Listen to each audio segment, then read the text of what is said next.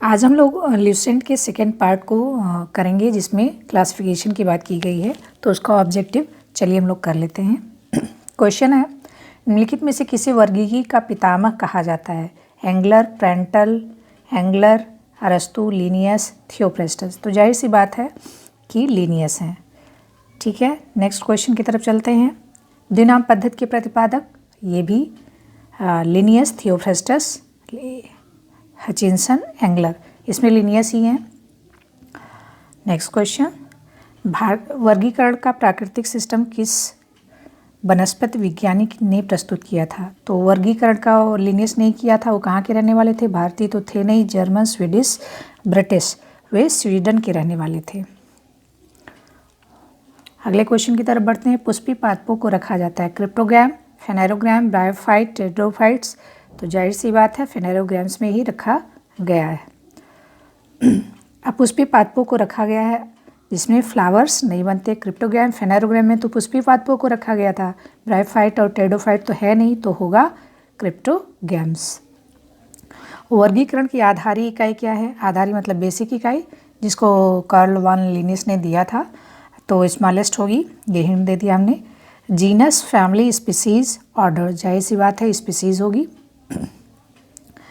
Hydrophytes होते हैं, hydro का मतलब ही वाटर होता है। तो कौन से जीव होंगे? समुद्री जीव, जलीय पौधे, पादप रोग, जड़ विहीन पौधा, जाहिर सी बात है जलीय पौधे होंगे।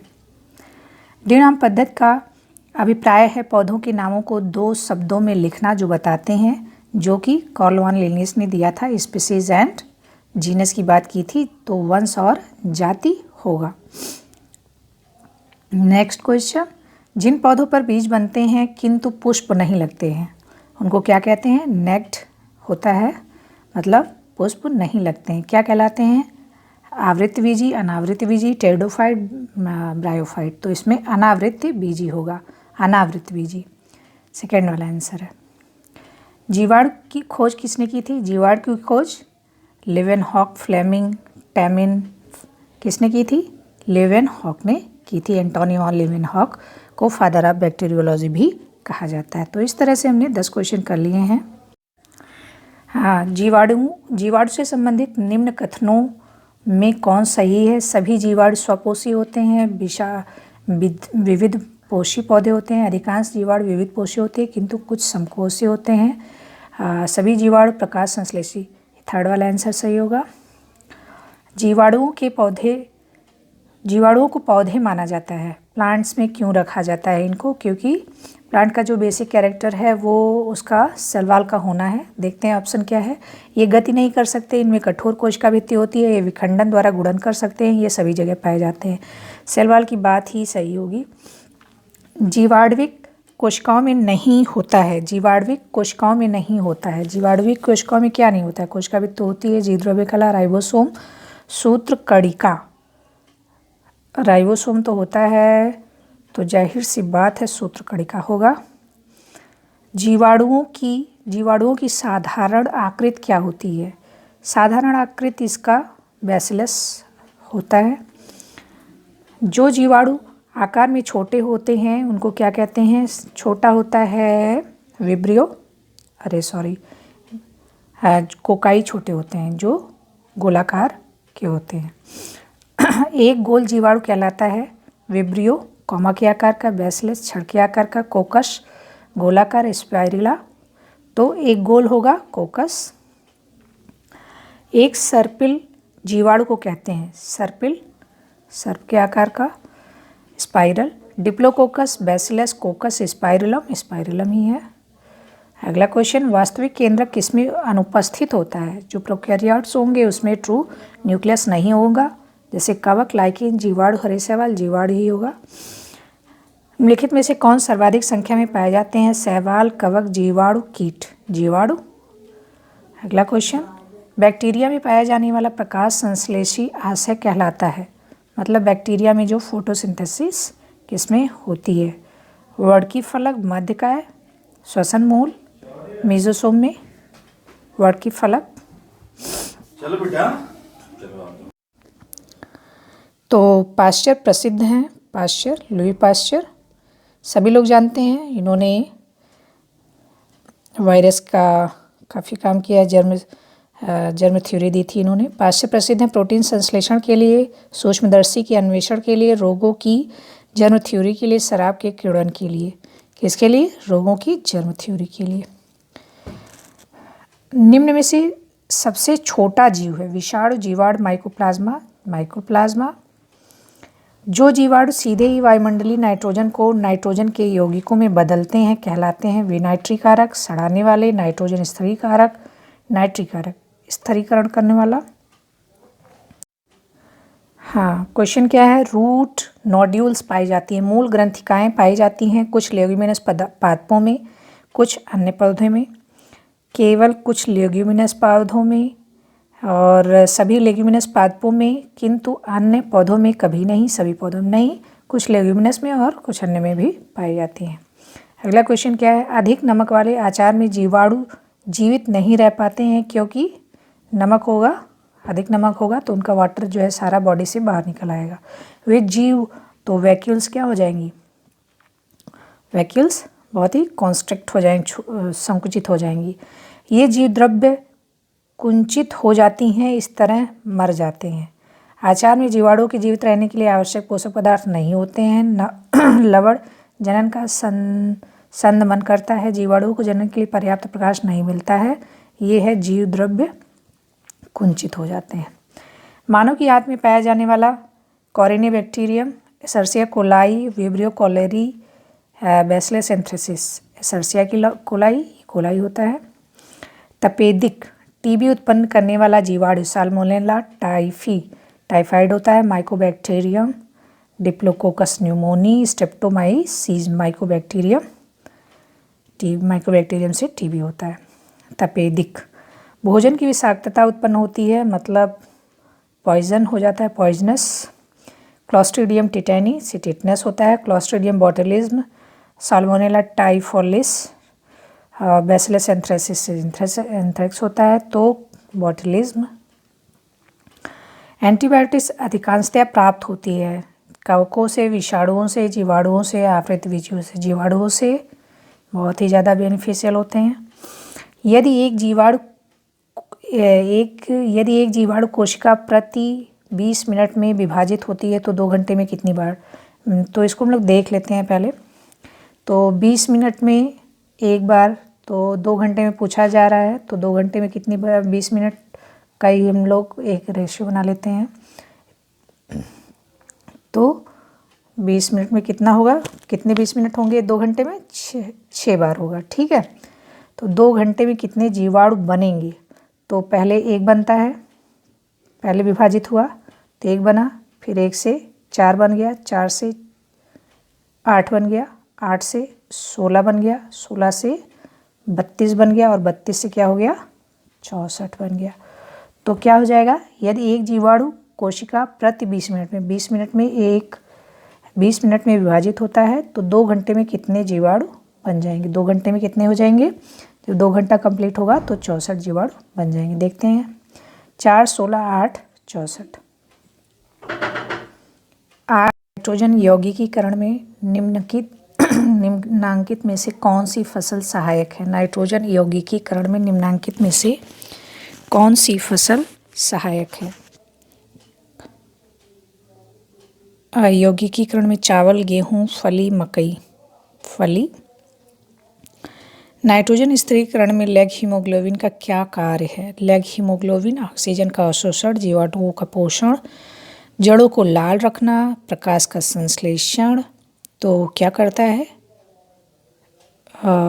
ऑक्सीजन का अवशोषण करता है। निम्नलिखित में से कौन सा रोग बैक्टीरिया से होता है? तपेदिक, पीलिया, चेचक, मम्स। बैक्टीरिया से होता है। तपेदिक, टीबी। मृदा की धान की पैदावार बढ़ाने वाला मुक्त जीवी जीवाणु कौन सा है? Anabaena, rhizobium. नहीं, एनाबीना। मृदा की धान में नॉस्टॉक एनाबीना होता है। प्रशीतन खाद्य परिरक्षण में मदद करता है, जीवाणुओं को मारकर, जैव रासायनिक अपक्रिया की दर को कम कर, एंजाइम क्रिया नष्ट कर, खाद्य पदार्थ को बर्फ़ की परत से ढककर। तो क्या हो सकता है, जो बायोकेमिकल रिएक्शन है उनकी दर को कम करके। अगला है, दही जमाने में निम्नलिखित में से किस सूक्ष्म जीव का प्रयोग किया जाता है? दही की बात हो रही है। एस्टोबैक्टर, ल्यूकोनोस्टॉक, बैसिलस, लैक्टोबैसिलस। निम्नलिखित में से किसके द्वारा दूध खट्टा होता है? Protozoa, bacteria, virus, nematode. Bacteria के द्वारा। दूध के दही के रूप में जमने के कारण है माइकोबैक्टीरियम, स्टेफिलोकोकस, लैक्टोबैसिलस। निम्न में से कौन सा सहजीवी नाइट्रोजन यौगिकीकरण जीवाणु है? Rhizobium, Azotobacter, Xanthomonas, Pseudomonas. सहजीवी राइजोबियम।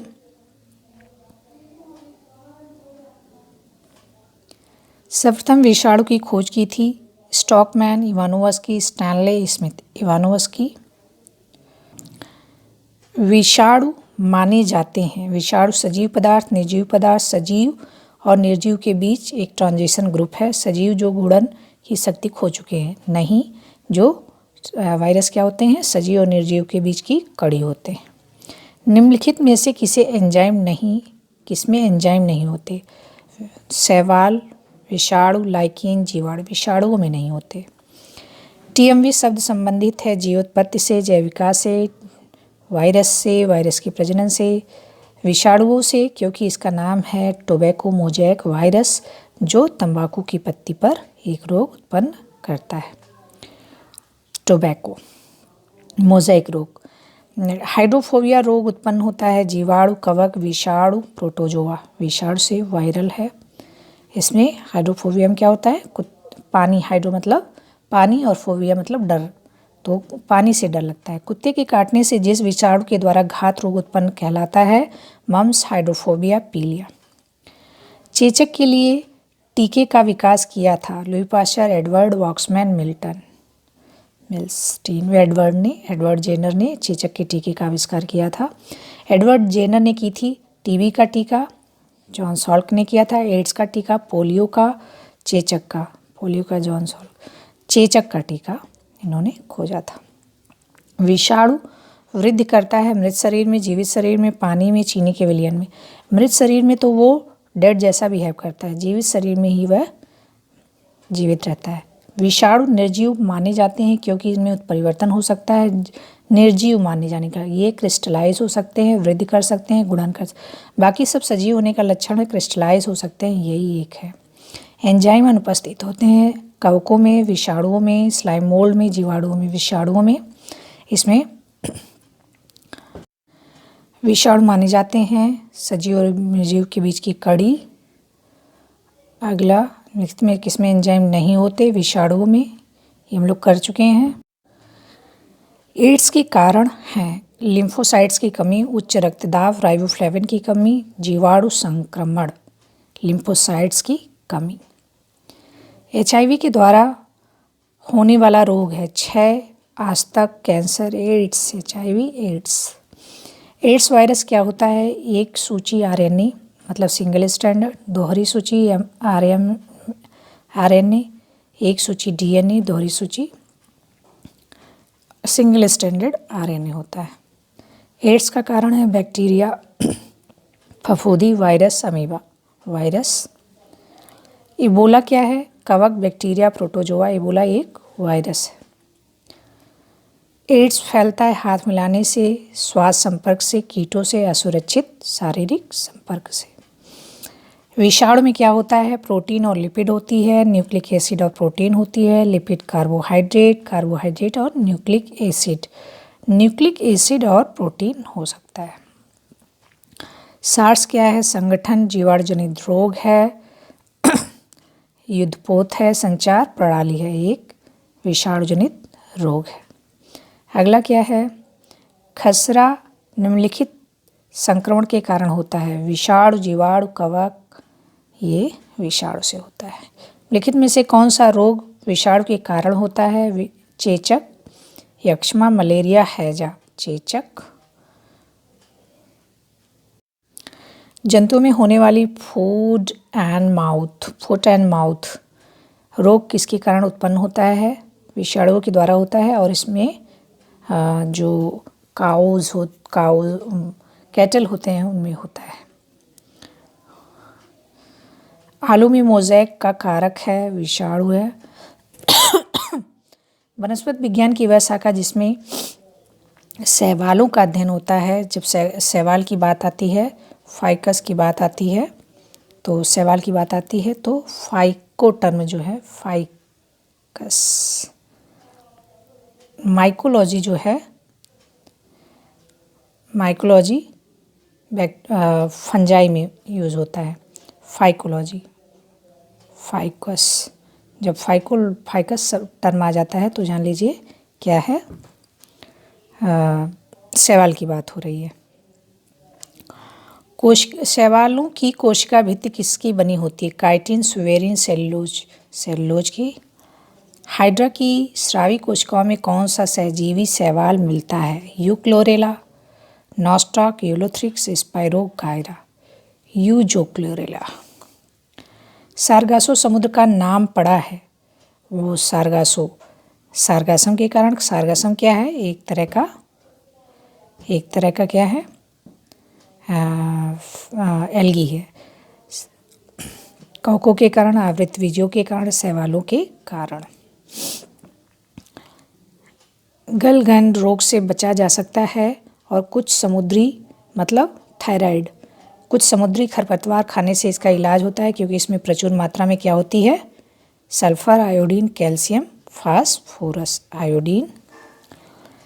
किस शैवाल से आयोडीन प्राप्त होती है? Ectocarpus, laminaria, ओडोगोनियो। लैमिनेरिया बहुत अच्छा सोर्स है। कैल्प प्राप्त होता है समुद्री शैवाल से, लाइकेन से, शैवालों से, जलीय शैवालों से, समुद्री शैवालों से। निम्नलिखित में से कौन सा स्वपोषित है? तितली, शैवाल, मशरूम, टिड्डा। शैवाल। तो